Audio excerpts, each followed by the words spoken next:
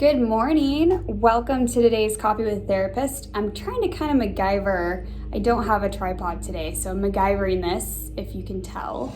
Got my coffee here though. It's actually an oat milk latte from Espresso to Go-Go.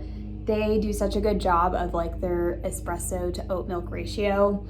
I like my coffees a little bit more on the espresso-y side, so I like to taste the coffee more so than the creamy side. So that's just how I'm digging things these days. I'd love to hear more about you guys and what coffees you guys enjoy. I've also become, I like matcha lattes, and I also like yerba mate tea as well. So that's kind of like my caffeine of choice at the moment.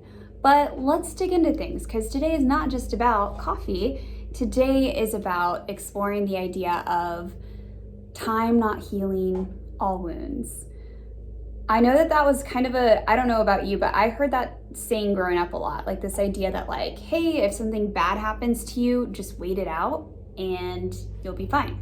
It will go away. And I think a lot of people, whether that's spoken or unspoken, they kind of believe that, or they kind of live life like that, where they don't actually process or deal with things. And sometimes because life is so chaotic at the moment, we just can't process or deal with things in that moment, or maybe we don't even know how to process or deal with things, especially in childhood and teenagehood, especially if the people around us are also not feeling and dealing with their things. I think it just becomes a norm. And so a lot of what I see now as a therapist with clients, and even some of the work that I'm doing in my own therapy journey, is dealing and feeling things from the past. Things that kind of subconsciously got pushed down, and now the phrase that we use is that it leaks out sideways. It leaks out in our acting out behaviors, or our addiction to alcohol, or our workaholism, or our addiction to our phones, or even if I feel like addiction's a strong word. However, I think, whether it's a glaring issue or even on the spectrum of it, a lot of people have a hard time healing and dealing with things in their day-to-day life, and having hard conversations, and really being in the moment and being present with people, because there's a lot of stuff that's still coming up and keeping them from they don't want to feel those feelings, and so they just do these numbing behaviors, or they act out in ways, or their brain goes to different places, and that's the way of coping. So we also see people that have trauma, they kind of manifest like they have ADHD, because their brain's nope, that's a hard thing to think about. Let's just switch to a different topic. So I think overall it's this idea that a lot of people are lacking presence in their life, and people believe, over time those things go away and that they get healed, but they don't. And in fact, I see this with people.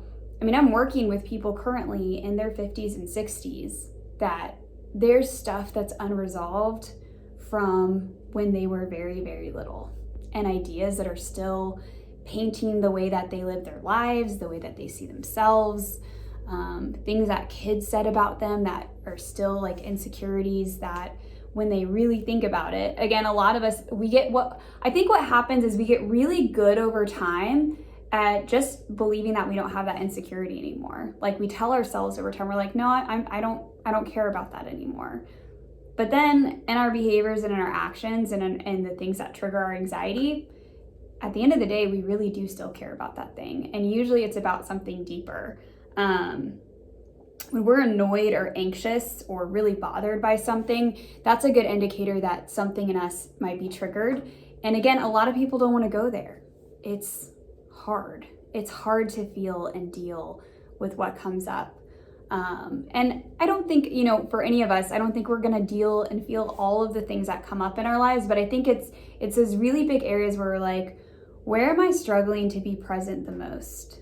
Is it in my relationships? Am I dedicating too much time to work, or am I on my phone when I'm around my friends versus actually being able to engage with them and really connect with them? Am I avoiding certain things in my life because of fears and insecurities? Am I struggling to be honest with people because I don't want them to see me a certain way, and I don't want to go and deal with whatever insecurity comes up when I'm being honest.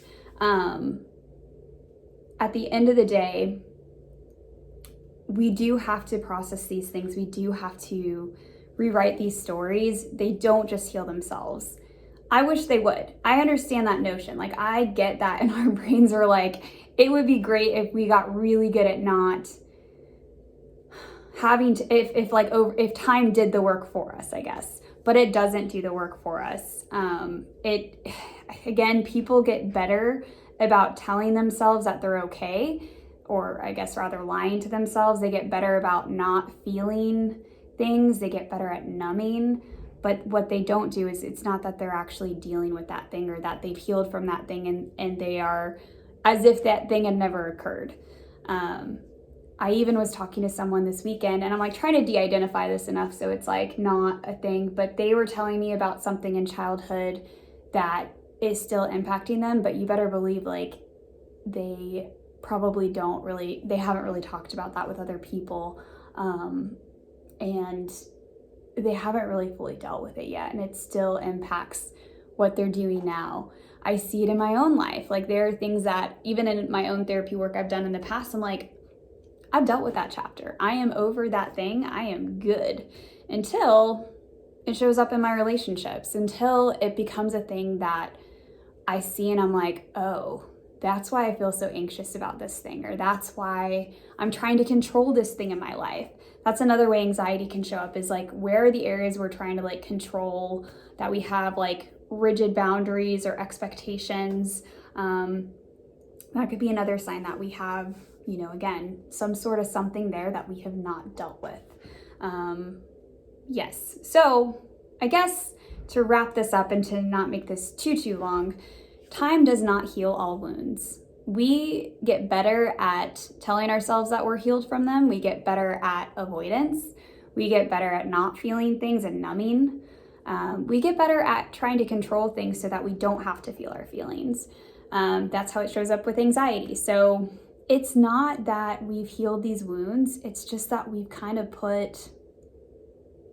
we've told ourselves that we have by just engaging in these other behaviors versus actually dealing and feeling the emotion and processing it for ourselves. I'm curious what you guys think. Like, have you seen how there have been wounds in your life from long ago that, you thought you were good with, but now you're like, it's still coming out, decades later? Because again, at this point in my life, I have decades where I'm like, wow, those decades did not heal that stuff. And it would sure be cool if they did, but it doesn't. We have to actually do the work. We have to process it.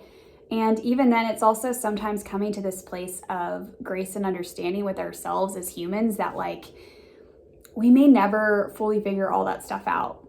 I think the big takeaway is, where are the glaring areas in our life where this is impacting our ability to connect with ourselves, to connect with other people, in the ways that we're struggling to be present? Let's deal with that stuff. And knowing that we're always going to have our quirks, we're all going to have our insecurities, we're all going to have our anxieties and things that aren't fully healed. And that's okay. That's okay too.